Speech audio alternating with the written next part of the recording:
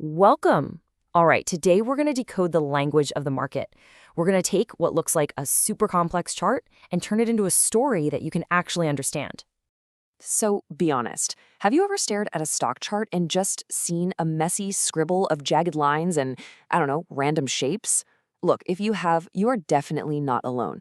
It can feel like you're trying to read a completely foreign language, but nobody gave you the dictionary. But what if I told you there's a structure behind all that chaos? A set of principles that can help us understand the story that the market is trying to tell us? This whole field is called technical analysis, and believe it or not, it all started over a century ago with its founding father.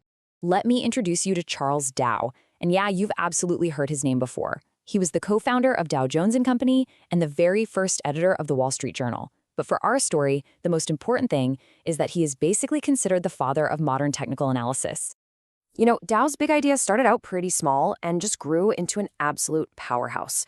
Back in 1884, he was just tracking 11 stocks, mostly railroads, to get a pulse on the market.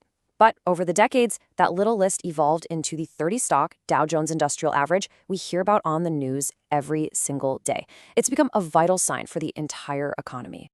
Dow's core philosophy was actually pretty simple. The market is a barometer, not a crystal ball. Think about that.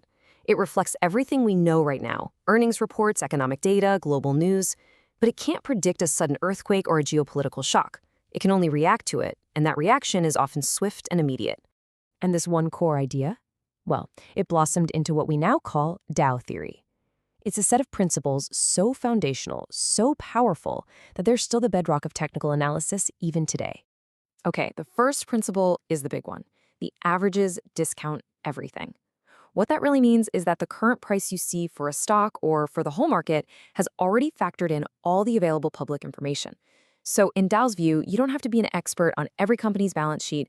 The price action itself is telling you the collective story of what millions of investors know and believe.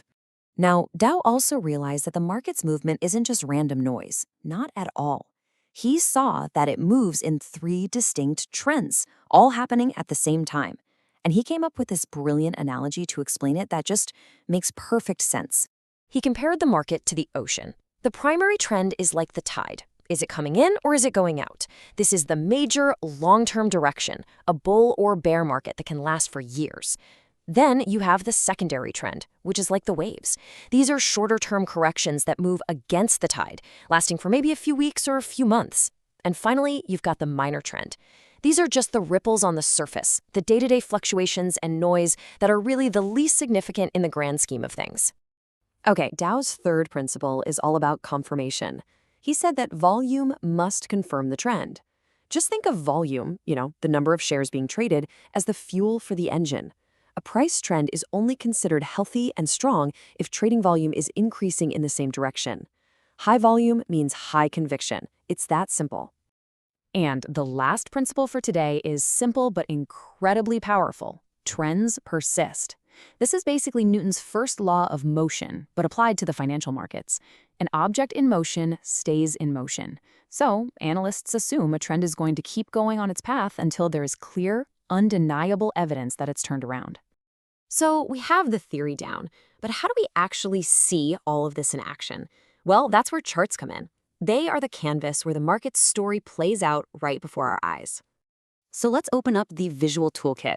We're going to do a quick run-through of the three most common chart types that analysts use to see what the price is actually doing. First up, we have the line chart. It's clean, it's simple. All it does is connect the closing price from one day to the next. This gives you a fantastic high-level view of the overall trend without getting bogged down in all the noise from during the day. Now, for a little more detail, there's the bar chart. Each one of these little bars tells a four-part story for the day. The very top is the high price, the bottom is the low, that little tick on the left is where it opened, and the tick on the right is where it closed. It's a ton of information packed into one simple shape. And that brings us to what is easily the most popular chart today, the candlestick chart. Now, it shows the exact same four pieces of data as the bar chart: open, high, low, and close, but it does it in a way that's much more visual and intuitive. So the key difference here is the body of the candle, that sick part. It represents the range between where the price opened and where it closed for the day. And its color usually tells you at a single glance whether the price went up or down. It just makes the story of that day's trading action incredibly easy to see. Okay, now that we have our charts, we can start to see the fundamental patterns of price. And you can really think of this as the battleground between buyers and sellers. And that battle creates two key concepts: support and resistance. Support is a price level where buyers tend to step in and say, nope, not going any lower, and push prices back up. And resistance is the exact opposite, a level where sellers take control and push prices back down. You know, the simplest analogy here is also the most powerful one. Support is the floor that the price seems to bounce off of, and resistance is the ceiling it struggles to break through. And very often, prices will get trapped bouncing between these two levels. Here's exactly how it looks in the real world. That invisible ceiling, resistance, that's where sellers start to feel the price is just too high, and they begin to cash out. And the floor, support, that's where buyers see a bargain and they decide to jump in. When the price is caught between them, it creates what we call a trading range. So let's connect this back to trends. How do we define a healthy, strong uptrend? Well, it's actually pretty simple. Each time the price pulls back, it finds a higher floor, a higher support level. And each time it rallies, it breaks through the old ceiling to create a higher high. This simple pattern of higher highs and higher lows is the very definition of an uptrend. So we've seen how Charles Dow's principles gave us a framework and how charts give us the canvas to see it all. Now, these tools don't predict the future, but they do help us read the story of supply and demand as it happens. And this brings us to a final, really important question. Is all of this just a precise science with rigid rules, or is it more of an art that requires interpretation? The real answer? Well, it's probably somewhere in between. And finding your own balance between the two is what this whole journey is all about.